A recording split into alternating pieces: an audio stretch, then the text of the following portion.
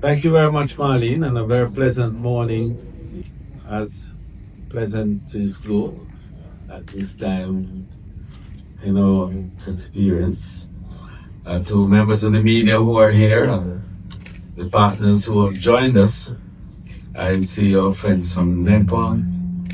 I see Mr. Francis, I see Mr. Leonard Francis. I don't want you to hide behind anything, especially cameras. Our president of the JHTA is here with us. The chairman of our task force, or recovery task force, John Miles, is here with us. Our permanent secretary, who continues to lead our administrative and actual development processes in the ministry overall. The executive director of the Global Tourism Resilience and Crisis Management Center, Professor Wall, is here with us. Our first citizen of the great town of St. Bay, but he says it's Audrey's. And I don't agree totally with him.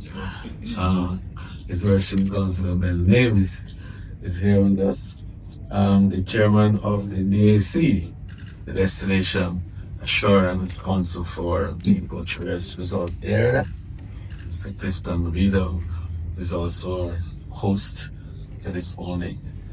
Our directors from various areas of the ministry, especially our three critical agencies, the Tourism Enhancement Fund, Dr. Claire Lawrence is here, Mr. Wayne Mars from the TPDCO, and of course, Mr. Joy Roberts from Jambank.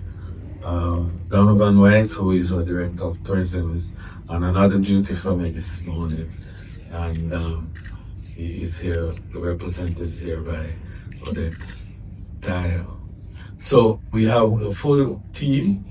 David Dobson, our Chief Technical Director in the ministry, is here, and of course the chair of the Jamaica Tourism Cares, Jessica Shannon, is also here with us. So we have essentially the team that has been guiding the recovery exercise from the ministry's standpoint, and of course we have our JHTA president who is leading from the private sector standpoint. We have been, as you know, being very deliberate about the recovery program. We are recovering against the background of a Cat 5 plus something very historic and unprecedented in the North Atlantic. It is a tremendous statement of resilience for a small country such as ours to, within a month after being struck, to be able to speak about recovering in this tone of voice, and more importantly, to venture to invite the world to come and visit us. And so we feel particularly strengthened by the fact that our people have been the backbone of this resilience that we speak about. It is the Jamaican people who have driven the recovery to the point where we are now. When the JPS, or Power Supplies Company, can be reporting that Ochireas is full power, that Montego Bay is fully restored as of 2 nights ago, that we are now looking at enabling the grill to be fully powered, and the areas onto Port Antonio is 85 to 90% completely powered. This is a good report, I would like to say, from a country that has been hit as hard as we have. We made the point initially that we have set a target of opening to the world on the 15th of December. We hold to that, and we continue to work towards a full recovery by May or so of 2026. Now, the market is responding, and that's the good news. Our airline partners are responding, and that's great news. And we are enabling workers of our industry to be in a position to export. I want to indicate that we have had a strong public-private partnership response to enabling a recovery of workers. And there are incidences when there would have to be some level of furlough, some level of adjustment in terms of the labor market because of the timeline that a number of the properties are coming back into full operation. But in all of it, the most responsible approach is being taken to ensure that the workers of our industry are protected as much as possible. So, Jamaica's tourism industry has always been bigger than beaches and hotel rooms. It is the story of a small island that keeps standing tall in a world of shocks. Tourism today represents roughly 30% of our GDP.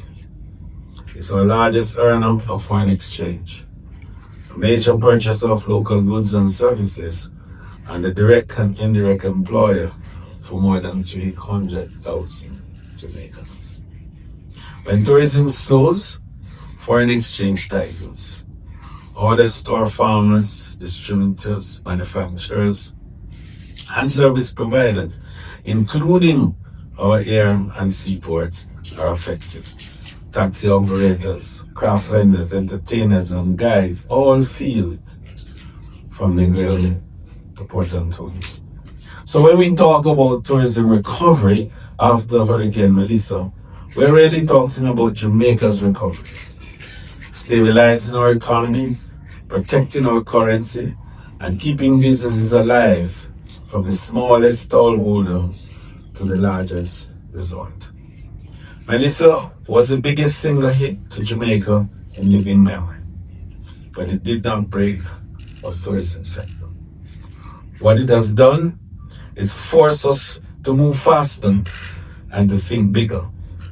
We're well on our way to having the industry largely restored, and we are excited to invite the world to come to us, to see us as we recover smarter, stronger, and better, but more so that we are enabling a safer, smarter, and fairer workforce to also emerge from this process. The truth is that a disaster is a terrible thing to waste, and we plan not to waste. We're going to use this to enable a stronger and a better recovery with a product that even will be more come to mind in terms of its appeal in destination.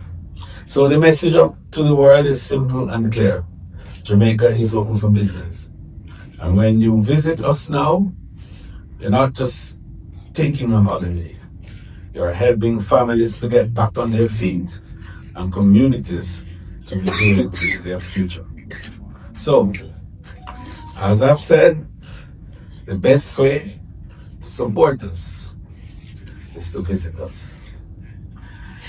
And so this crisis has also revealed something powerful. That government, hotel owners, communities, and international partners are choosing to rebuild together, not apart. And I think that's the difference between us now and COVID. COVID, we were together apart. In this one, we are building together and not apart. So, from a tourism recovery target, we're setting ourselves to raise a little over 1 billion Jamaican dollars to work with our workers to ensure that the rebuilding exercise will then move apace and that their own personal situations are attended to as best as possible. The fact is that this $1 million that we are talking about is a mere start, because I'm getting reports, I'm getting letters from our partners, our hotel partners, of commitment well above that $1 billion that we have set the target for. You know, I'm not going to be calling the names of the companies and the entities that have, but one entity is over 345 billion already in terms of their commitment. Another one is well over $1 million US in terms of their commitment, and the commitments are coming in. So the team that I've put together, which is headed in that sense by Jessica, and include a number of our partners on both sides, is aggressively moving to this. The cruise partners have been very strong in terms of their support. We've had over 3 vessels coming in already with supplies that have gone into the communities across Western Jamaica where our tourism workers live. And that process is continuing. We just want to make it very clear that the recovery will not leave our workers behind. So today, we begin to show the world that we are getting ready for December 15 and beyond. And Ocherias represents that first window of opportunity for us to showcase that there is this readiness. And this hotel is a good place to begin, because we're already here at Moon Palace, and already we are seeing occupancies that suggest that we will be having a reasonable start to the winter season. We're obviously going to lose a few rooms, as you know, is well known, but we have a sufficiency to begin the process, and then we build thereon to reach to our mid-year target of having full and total recovery of the industry. Thank you.